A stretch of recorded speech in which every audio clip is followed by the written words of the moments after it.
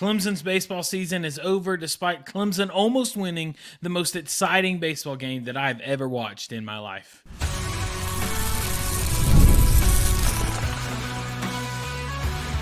You are Locked On Clemson, your daily podcast on the Clemson Tigers.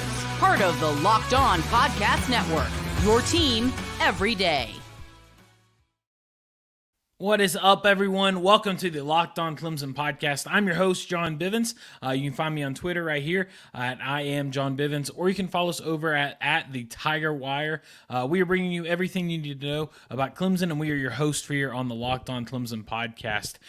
We are a part of the amazing Locked On Podcast Network, which is your team every day. And here on the Locked On Clemson show, you're getting three things. You're getting all sports, all passion, all of the time. Today is June 10th. We're going to recap Clemson's baseball season, focusing in on this super regional matchup against Florida. We are so grateful for all of our sponsors, but especially the one bringing in today's episode, LinkedIn Jobs. These days, every new potential hire can feel like a high-stakes wager for your small business. That's why LinkedIn Jobs helps find the right people for your team faster and for free. Post your job for free at linkedin.com/lockedoncollege. Terms and conditions apply.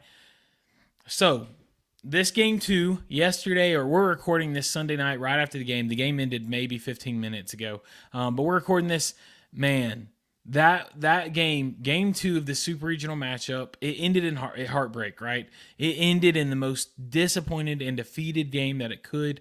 But that game was one of the most exciting games I've ever watched in baseball. There was so much big moments to happen, so many exciting things. So before we dive into anything like that, we're just going to jump in and we're going to recap the game as a whole.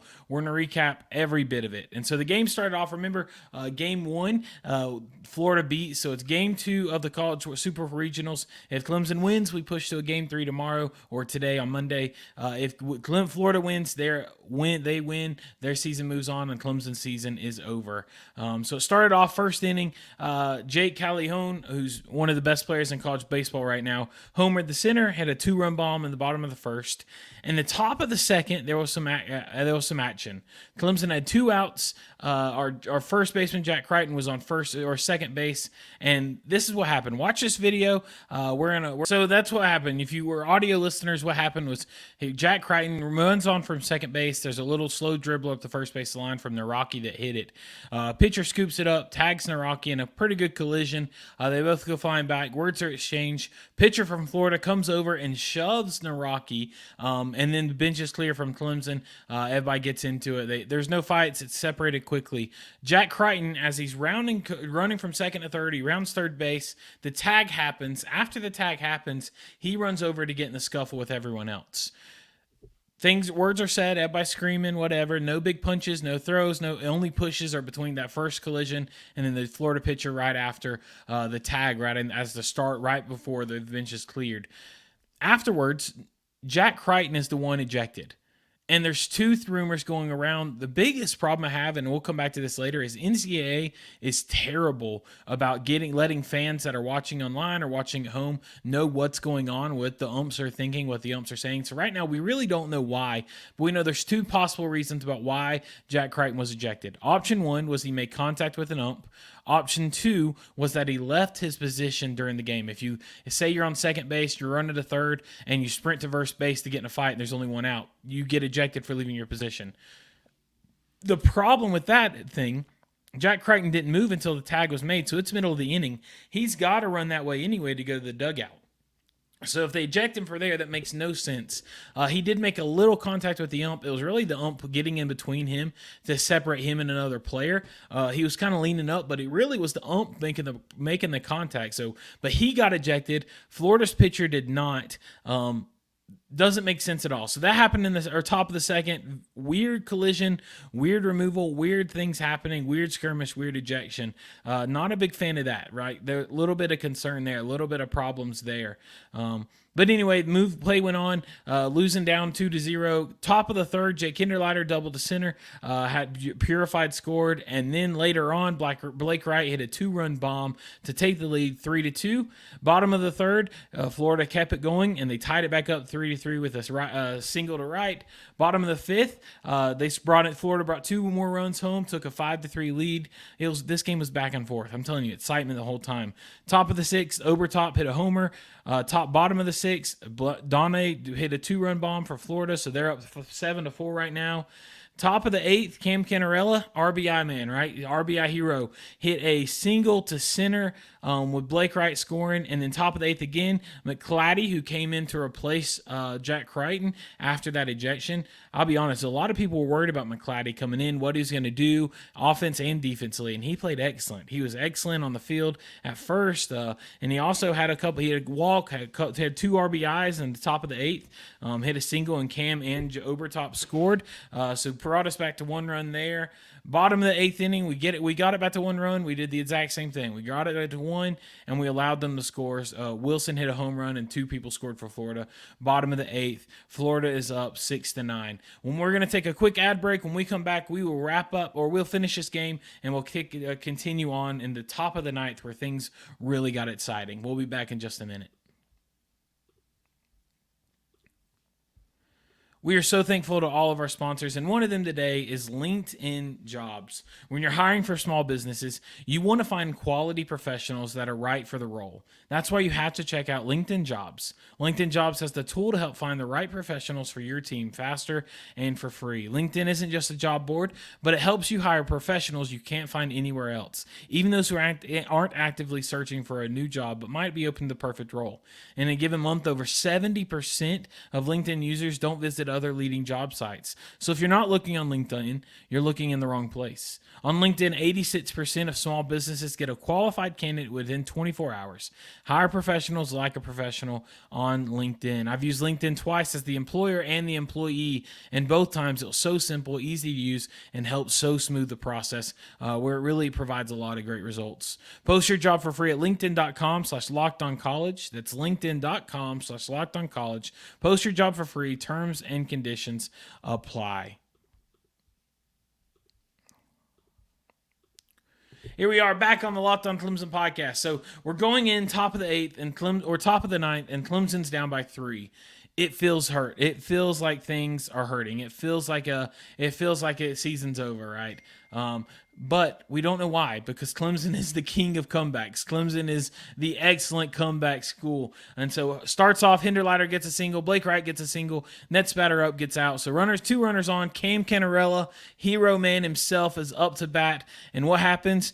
He smokes one out to right center. He hits it. I tried to find a good video to pull in for y'all, but there's really not one out because we're recording so close to game time. But man, look up a video that hit. He bombed one. I mean, bombed one. It was one of them ones. He dropped his bat. Everyone in the crowd stood up, went wild, hit it out right field. Massive game, massive clutch, Mr. Clutch, 3-run bomb to tie us up in the top of the 9th. Right after that, though, it kept going. In the 10th inning, Clemson didn't do anything offense, and defensively, they had 2 runners on. We were in trouble. Florida's had 2 runners on with 2 outs, and wouldn't you know it, Cam Canarella steps up and is the hero again. What a play. What a catch. What a smooth play. If you were watching online, what happened? Bottom of the 10th, 2 on, 2 outs. If Cam Canarella doesn't make this out, Florida's going to win easily. Deep ball hit to center field, probably 5 feet short of the fence. Cam Canarella is running full sprint backwards, jumps into the wall, makes an over-the-shoulder basket catch, really emulates a Willie Mays with that iconic catch he made. Catches the ball going into the wall to end the inning, preventing the run. That's a season-saving catch. So top of the 9th, Cam Canarella, season-saving 3-run bomb. Bottom of the 10th, Cam Canarella, season-saving catch to prevent the run scoring. So electric, saved the run, kept it 9-9. Fast forward 10th inning, nothing else happened. The 10th, obviously, that ended. 11th, nothing else happened there. 12th, nothing else happened there. 13th inning comes up. We get a runner on. It feels momentum happening, right? It's energy's flowing, crowds into it. It's 13th inning, an elimination game, possibly season-ending game for Clemson if we don't win. Get a runner on, and he gets a little too aggressive, takes a little bit too big of a secondary lead after the pitch, and the catcher back picks him off, gets him out at first base. Everyone's bummed. They challenge it. He rolls out. It was a close bang-bang play. They made the right call.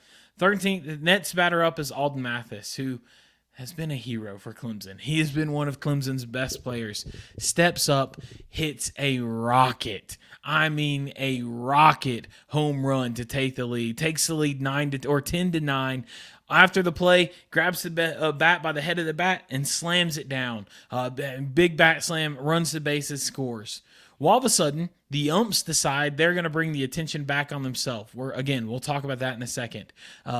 They get the attention. They get everybody huddled up. They start talking about everything, and it's acting like they're going to eject Alden Mathis for the bat slam. Earlier on, both benches have been warned, no extravagant plays due to the chippy things in the second inning.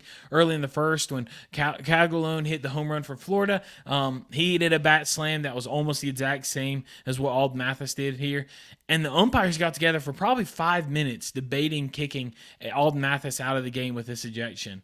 So Clemson's two heartbeats of coaches, Jack Leggett, the assistant coach, used to be head coach for a while, and Eric Bakich, the head coach of Clemson, who keeps that team on fire, are ticked off. They come out of the dugout, are screaming at the umps, this is ridiculous, you're not going to eject him for that, that's dumb. Because in theory, college baseball, the rule is you bat flip all you want as long as it's not directed at the opponents. If you throw your bat at the pitcher or at the other dugout, there's the ejection going to happen. He didn't. He slammed it towards the Clemson dugout, completely legal, so you can't eject him for it. There's nothing he did wrong.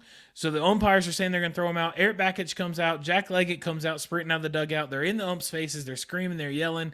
The umps then throw Eric Bakich out, and then they get together, and everyone's going wild. Eric Bakich is still screaming, follows him all the way almost to second base, screaming. He gets thrown out.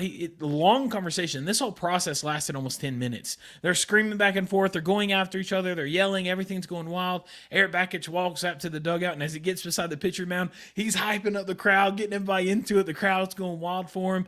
Man, let me tell you, I would run through a wall for that man. That man could convince me to do just about anything in this world. He's hyping me up. I've never met him in person. I lied. I've met him a couple times at press conferences doing different questions like that, but I've never had any serious one-on-one conversations with him. But man, he could convince me to do anything. Great guy. The players love him. He gets ejected. The umps get together again to kind of settle everything. After everything's settled, they announced that Alden Mathis is now not ejected, but Eric Bakich and Jack Leggett are. Our two of our coaches are. Both of them are ejected. And not only they're ejected, they're now suspended for 2 games. So this is the second and third person from Clemson ejected. Crichton, our first baseman, ejected, suspended 1 game. Our Eric Bakich, head coach, ejected, suspended 2 games. Leggett, our assistant head coach, ejected and suspended 2 games. These umps were doing everything they could to kick Clemson out. They were ejected. It was a joke of a play, complete joke of a play. We didn't score anyone else. Nets batter got out. Inning ended. So we go to the bottom of the 13th, up by 1. This is where things go bad. Bottom of the 13th, it doesn't go great. We allow a hitter right off the bat. Drew Titsworth comes in. I'm sorry, not Drew Titsworth, but it comes in, they pitch, allows 2 hits, a single and a double, intentional walk somebody, bases loaded with 1 out, trying to get the double play. Batter hits a nice rocket of an RBI into the gap, into left center gap. 2 runners coming to score, walk-off single. Florida wins it. Clemson season is done, and they are eliminated. I'm telling you, one of the most exciting games I've ever watched. It ticked me off. There's a lot of problems here, and in the third segment of this episode, we're going to talk all about the 2 biggest problems with this, but 21 combined runs. Florida took the lead. Clemson took the lead. Florida tied it, took the lead. Clemson brought it close. Florida extended it. Clemson brought it close. Florida extended it. Clemson tied. Clemson took the lead. Florida walked it off.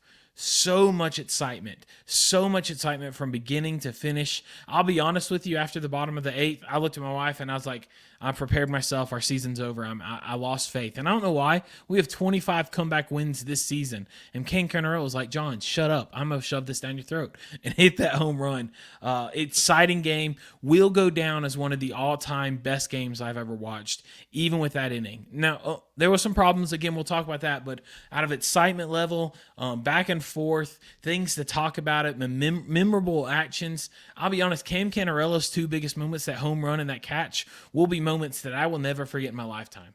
Like when people ask me in 20 years, what are some of your favorite moments of baseball history? This game, Cam Canarello, that 3-run bomb, and that amazing catch. I mean, Gosh, what a catch. What a play. Cam Canarella is a ball player. He's excellent. We can't wait to see him continue to grow at Clemson. But that's the game. We ended up losing 11-10 in 13 innings. It was rough. It was emotional. It was something to be upset about, but it'll be all right. We got next year. This offseason, we'll talk about more about next year's expectations and all that.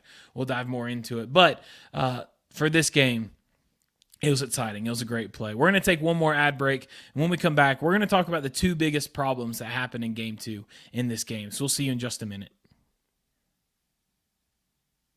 Guess what, guys? It's winner take all time in the NBA and NHL, and FanDuel is giving you a shot to bring home a big win of your own. Guess what? The NBA playoffs are here. Anthony Edwards is absolutely killing it. And plus, if you're into the NHL, we got some slap shots you can bet on. The Carolina Hurricanes are in the second round right now. So I need you to go to that bad boy and check it out. Because here's what new customers can get. $150. Yes, you heard that correctly. $150 in bonus bets with any winning $5 bet. Let me repeat that. $150 in bonus bets with any winning $5 bet. And I'm telling you, you can bet on anything from the spreads, the money lines, player props, and much, much more.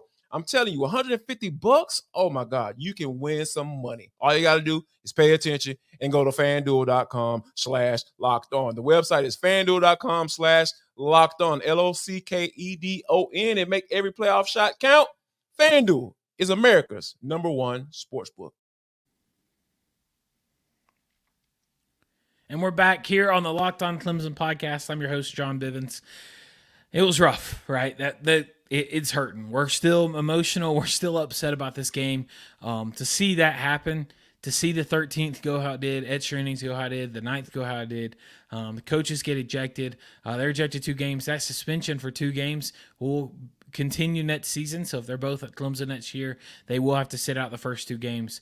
It was emotional. We're upset. We're pained. We're still mourning. But this team was amazing. Team 127 was awesome. To end this episode, we want to talk about 2 of the biggest problems of this game. 2 of the biggest problem. The first one is this, and this is a very obvious one. This game, the umpires came in and was like, we're going to make this about us. We're going to do everything we can to get the attention on us. The strike zone was awful, and it was inconsistent both ways. Clemson got some calls, Florida got some calls. Their strike zone, the bottom right part of the plate of the strike zone, apparently for a while wasn't existed. It was a ball. It was like the strike zone, instead of the normal rectangle, was down, and then it cut in, and it was weird. Then later on, you could throw it almost the opposite side and it'd be a strike. You could literally cross right above the shins or right at the shins, almost the ankles of a player. He called it a strike multiple times. The behind the plate umpire was crazy. When it came down to the Jack Crichton situation, there's no reason that you can't eject Jack Crichton and not eject the pitcher from Florida. 9 times out of 10, the team that retaliates, not the initial contact, the retaliation is where the ejections come from. Well, the first retaliation in this was the collision and then Florida's pitcher pushing Noriaki. That's the retaliation. If you're going to eject somebody, the pitcher's got to be the one ejected. Okay, well, then, all right, we'll try to make contact with the umps. Kind of, not really, but if you do, I'm okay if you eject both of them. There's no way you can only eject one, especially not the Clemson player who was going to the dugout doing what every other player on the field was doing. I don't get that. That was a problem. When it came later on, the fact that they were going to throw Alden Mathis out, told the coaches they were going to throw Alden Mathis out, and then threw the coaches out, but not Alden Mathis, what are you doing? You don't even know what you're doing. You're insane. I'm not one to bash people because people make mistakes. I get it. If people bash me for all the mistakes I make in my job, both on this podcast and in my pastor role, I'd be embarrassed, right? Like you don't do that. But in this situation, this game 2, this magnitude of a game, this exciting of a game, for the attention now, what people are going to talk about this game. Obviously, they'll talk about the exciting plays, but one of the biggest things they'll talk about is what the umps did. And the fact that they took attention off of baseball, brought it to themselves, and the decisions they made is a problem. That is a massive problem. We cannot get to a point where the highlight of a game is an umpire or an umpiring crew. The attention's not supposed to. They're supposed to be there to help the game go smoothly between the two teams. Baseball and those two teams is where the attention should be. You should not remember opponent or umpires' performances. I don't know what they're doing. They were taking a page out of a recent retired umpire from the MLB. They brought all the attention on themselves. They made some terrible calls, terrible decisions. Clemson got it heated. Florida got just as heated, and Clemson walked away with 3 ejections while Florida's going to the next round without anybody ejected at all. I don't get it. Look, and notice how my problem isn't that we lost. We lost this game because our pitching was slack, gave up 11 runs, gave up a couple big innings. That hurts. You're going to lose games like that. It hurts that we lost, but I'm not blaming the umpires we lost. I'm blaming them on taking the attention away from this game. This could have went down as one of the best games in all of college baseball history. And it probably will still go down as one of the best, but it could have been so much more if the umpires did not decide to make the attention on themselves and play creator in the role of this. Try to play all that, bring the attentions on them. They made some poor decisions in this game. They made some poor attention effort. So that's my number one problem is this umpire crew. I think they seriously need some kind of training if they're going to be allowed to continue umpiring at this level, at this kind of magnitude in the college one baseball. And I will say this. I have an uncle who was an umpire for college baseball. He was a part of the umpire of the ACC championship game. So I've talked to him and I've communicated with him about what you do here. And he's not a fan of this. Talking with him, I had a conversation with him after this. He's not a fan of this. He even said they made mistakes, that they did so many things wrong. So that's problem number one. Umpires, it's not about you. Take yourself out of it. So that's problem one. Problem two is this. And the commentator spoke to this. In that whole shabacle in the top of the 13th with the umpires and Eric Bakich screaming and possible Alden Mathis ejection and 2 coaches' ejections, there was no communication between the umpires and the players and anyone else. No one else knew anything going on. You can go back and watch videos of this once it gets posted. I try to find this to play for you, but again, we're too close to the game time, so nothing's been out there. But you can go back and listen to the commentators. They're speaking about how they don't know what's going on. Everything's speculation because nobody's telling them anything. When they finally got word of what happened, it's still very surface level. Doesn't really tell us why. All they told us was the results. They didn't tell why the ejections happened. It's happening. Everyone's saying, is Alden Mathis ejected? He doesn't even know. He walks back to the locker room, back to the dugout, back to the locker room, back to the dugout. Alden Mathis doesn't know what's going on. So there's got to be some communication there. There's got to be some better way for us to be able to, 1, for the fans in the stadium, 2, for the people watching at home, most importantly for the commentators who are commentating and announcing the game to call in the game to be able to commentate on what's happening. They shouldn't have to speculate and guess what's happening. Someone should be communicating with them.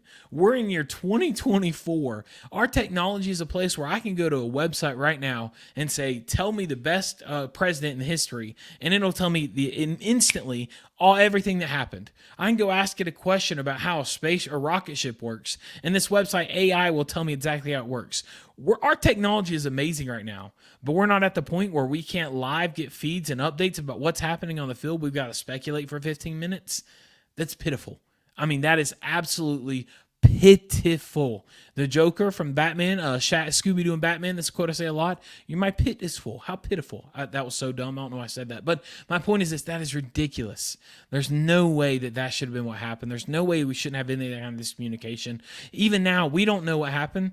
We don't know. Eric Bakich and George Leggett got upset because they were arguing over Alden Mathis' ejection, which wasn't even an ejection. So they're arguing because the umps aren't communicating to them what's happening, which ends up them getting ejected. Let's say Clemson wins this game. They get to play tomorrow, now without our first baseman and to our head coach and assistant head coach. Then we get to go on, if we win that game, we go into the College World Series, and we get to play game 1 without our head coach and assistant head coach. Now, our next season, first 2 games, we won't have head coach or assistant head coach. That's ridiculous, and we don't even know why. We don't know if it was, did they say something? We don't know what happened. We don't know if it's because they left the dugout. We don't know why. It could be they left the dugout prematurely. It could be something they said and he got really offensive to the umpire. We don't know, and we probably won't, because for some reason, NCAA umpire crew doesn't know how to communicate to people and share what's going on. You want the fans, you want people to be more bought into College World Series. This is why people don't get into college baseball. The production's trash, the umpire's trash, and there's no communication and explanation of what's going on. There was 2 innings where we were stuck on one camera angle from way up top of the box score, looking out from above it like we were watching a replay zoomed out as far as possible in MLB The Show. That shouldn't happen at this level. That shouldn't happen at this. That's the reason college baseball isn't getting bigger. Look, I'm huge into it. If you're listening to this, you're probably into it. But there's no argument. It's small compared to a lot of other sports. It's small compared to other sports in college and professional level when it should be just as big. There's no reason college baseball should be as small as it is with its exciting. We just talked about for 20 minutes about how exciting this game was, and it has a fraction of the viewers of everything else. And this is why. You've got to fix these problems. But overall, today's game was exciting, but it hurts. We're in pain. We're going to mourn. We're going to take the next day to kind of recap our thoughts. Tomorrow's episode, we'll dive more into this whole series, the Super Regionals with Florida as a whole, and all of Clemson baseball as we do our final episode on baseball for a while. So we'll talk about that more later on. But overall, great day. Kind of, it'll be all right. But, man, I want to end with this. Cam Cannarella, probably my favorite baseball player at Clemson University since Kyle Parker. An amazing player. I love watching him. Eric Bakich, probably my all-time favorite head coach in all of baseball, of anything. College, professional, anything. I'm a big Bobby Cox fan. I'm not a Braves fan, but Bobby Cox was amazing.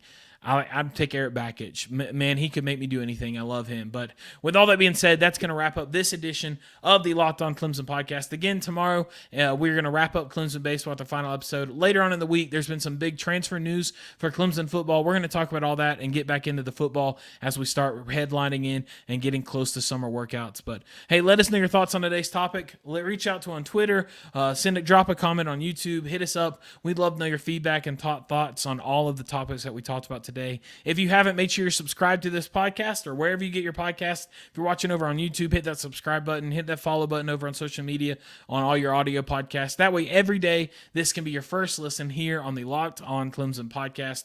We can't wait to see you on tomorrow's episode of the podcast. But until then, you know what to do. You keep that Tiger pride alive and roaring, and no matter what, go Tigers.